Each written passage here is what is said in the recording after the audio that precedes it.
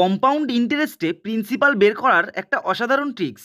কোশ্চেনে বলেছে চক্রবৃদ্ধি সুদের ওপর 6 বছর পর একটি নির্দিষ্ট অর্থ 12,600 টাকা এবং 9 বছর পর 21,000 টাকা হয়ে যায়, তাহলে বিনিয়োগ করা অর্থের পরিমাণ কত? 6 + 3 টোটাল 9 বছর, মানে 12,600 টাকাই পরবর্তী 3 বছরে 21,000 টাকা হয়ে যায়।